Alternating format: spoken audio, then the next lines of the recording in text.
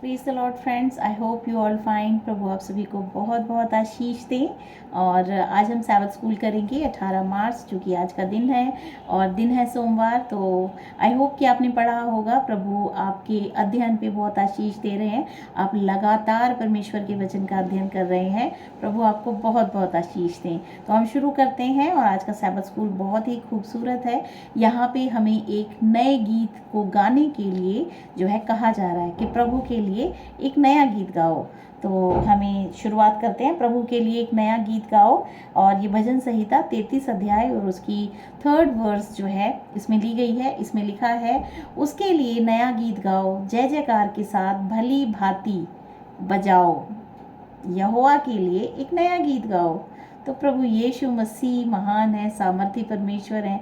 उसकी करुणा अपार करुणा है और जो हम पे बनी रहती है। हम जो है प्रभु यीशु मसीह का भजन गाएं, उसका स्मरण करें। वो महान है, सर्व सामर्थी परमेश्वर है, महान उद्धारकर्ता परमेश्वर है।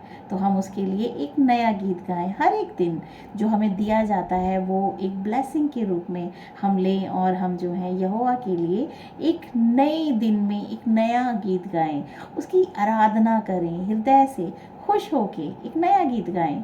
तो और दूसरी वर्स जो बताती है भजन संहिता अध्याय 40 और उसकी 3री वर्स बताती है, उसने मुझे एक नया गीत सिखाया जो हमारे परमेश्वर की स्तुति का है। बहुतेरे यह देखकर डरेंगे और यहोवा पे भरोसा रखेंगे। तो परमेश्वर ने ही हमें जो है ये अपने आप को प्रकट किया है हम पे कि हम उसे जानते हैं। प्रभु यीशु मसीह को जानते हैं, उसकी सामर्थ को जानते हैं। तो परमेश्वर बहुत महान है और हम जो है उस पर भरोसा हम हमेशा बनाए रखें। भजन संहिता अध्याय 96 उसकी 1 वर्स बताती है, यहोवा के लिए एक नया गीत गाओ, हे सारे पृथ्वी के लोगों, यहोवा के लिए गीत गाओ, परमेश्वर के लिए गीत गाओ, प्रसन्नता के गीत गाओ, जिससे कि हम जो है प्रभु को धन्यवाद बलि के रूप में अपने हृदय से हम जो है धन्यवाद हम परमेश्वर को अर्पण करते हैं। जब हम एक नया गीत, एक नए हृदय से उत्तेजित होकर हम जो है एक नया गीत गाते हैं। और भजन संहिता 98 की 1st वर्स बताती है, यहोवा के लिए एक नया गीत गाओ, क्योंकि उसने आश्चर्य कर्म किए हैं, उसके दाहिने हाथ और पवित्र भुजा ने उसके लिए उद्धार किया है। और 144 भजन संहिता और उसकी 9वीं वर्स बताती है, हे परमेश्वर, मैं तेरी स्तुति का नया गीत गाऊंगा, मैं 10 तार वाले सारंगी बजाकर तेरा भजन गाऊंगा। और 149 साम्स और उसकी 1st वर्स बताती है, यहाँ की स्तुति करो, यहोवा के लिए नया गीत गाओ, भक्तों की सभा में उसकी स्तुति गाओ, भक्तों की सभा में उसकी स्तुति गाओ, अन्य जातियों के सामने उसकी स्तुति गाओ जो यहोवा को नहीं जानते हैं। यहोवा महान राजा है और पृथ्वी और आकाश और समुद्र और जल के सोते परमेश्वर ने बनाए हैं। हम उसका धन्यवाद करें, उसको अपनी ज़िंदगी को हम समर्पित करें। वो महान है, सामर्थी परमेश्वर है, रहम करने वाला परमेश्वर है। तो प्रभु का धन्यवाद करते हैं, हम उसको जानते हैं, उसके दिए हुए उद्धार को हम ग्रहण करते हैं। तो प्रभु के लिए एक नया गीत गाओ, हर एक दिन नए दिन में उसकी स्तुति आराधना करो। तो इन पदों को मैंने पढ़ा, इसमें हम क्या देखते हैं, यहाँ एक समान विचार है कि हमें जो है परमेश्वर के लिए जो है एक नया गीत गाना है। हर एक जो है वर्स में एक नया शब्द जो है लिया गया है, नया गीत गाओ।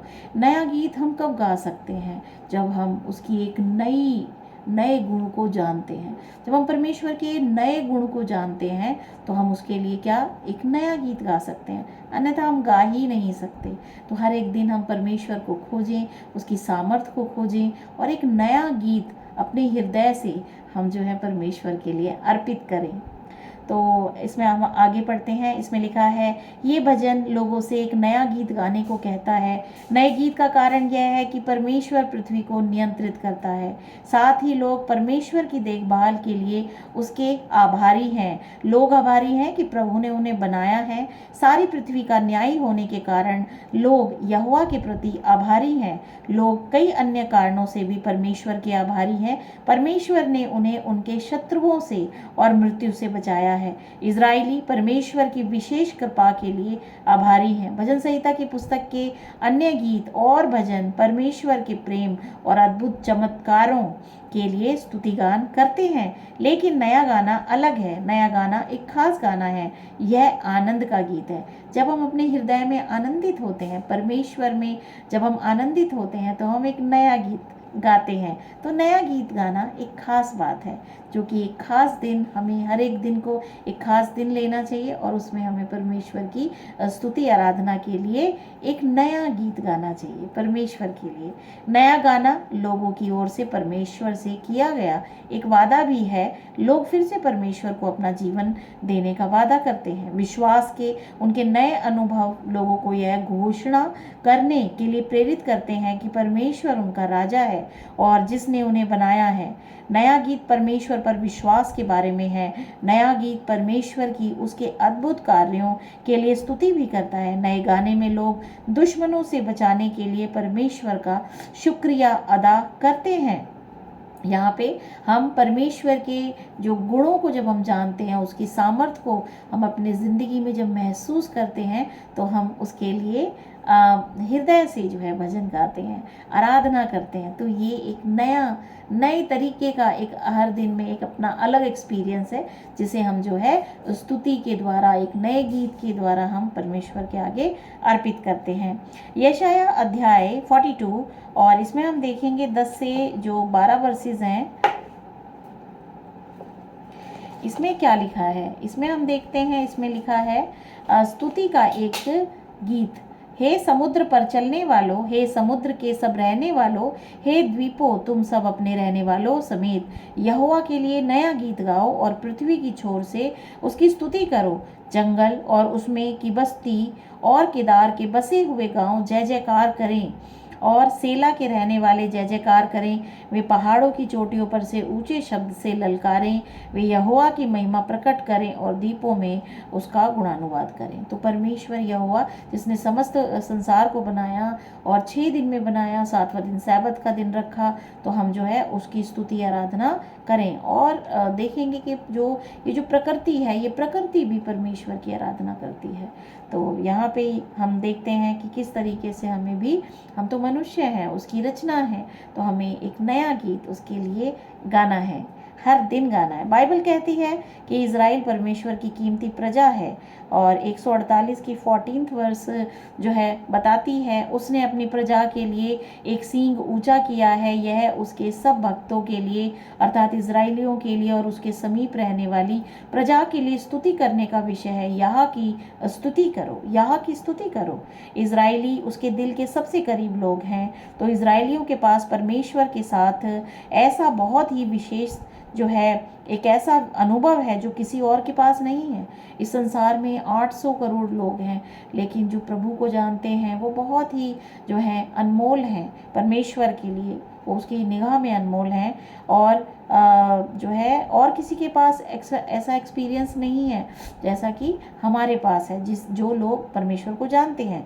यह अनुभव उन्हें एक विशेष सम्मान देता है। उन्हें एक विशेष तरीके से परमेश्वर की स्तुति करने का मौका उन्हें मिलता है, जो पृथ्वी पर किसी और को नहीं मिलता है। बाइबल हर युग में परमेश्वर के सभी लोगों को अपने उद्धारकर्ता की स्तुति में नया गीत गाने के लिए प्रोत्साहित करती है। प्रभु यीशु मसीह के लिए हम जो है गीत गाएं। और एक नया गीत ईश्वर की दया के अनुभव के बारे में हो सकता है। और ये नया गीत जब हम देखते हैं, हर दिन जो है परमेश्वर की जो दया हम पे हमेशा बनी रहती है, उसके बारे में एक नया गीत के रूप में हम जो उसका धन्यवाद कर सकते हैं। एक नया गीत ईश्वर की दया के अनुभव के बारे में हो सकता है। नया गीत परमेश्वर में हमारी आशा के बारे में हो सकता है। नया गीत एक आराधना है। नया गीत के रूप में जो है हम परमेश्वर की आराधना करते हैं। आराधना उपहार देने से कहीं बढ़कर है। आराधना हमारे परमेश्वर से प्रेम करने और हमारे प्रति उसके प्रेम को स्वीकार करने के बारे में है। तो इस तरह से देखते हैं कि जो आराधना है वो परमेश्वर के लिए हमारे हृदय से निकला गया जो है वो प्रेम है। आगे लिखा है, नया गीत परमेश्वर द्वारा हमारे लिए किए गए हर काम के लिए उसके प्रति हमारे प्यार और कृतज्ञता को साझा करने का एक नया तरीका है। तो हम देखते हैं कि परमेश्वर के प्रति हम जब समर्पण करते हैं, कृतज्ञता रखते हैं, तो ये जो नया गीत हम गाते हैं वो परमेश्वर के लिए जो है हमारे हृदय से निकला हुआ प्यार है। तो हम हर एक दिन जो है परमेश्वर के लिए एक नया गीत गाएं और आनंदित रहें। प्रभु आप सभी को बहुत बहुत आशीष दें। आमीन।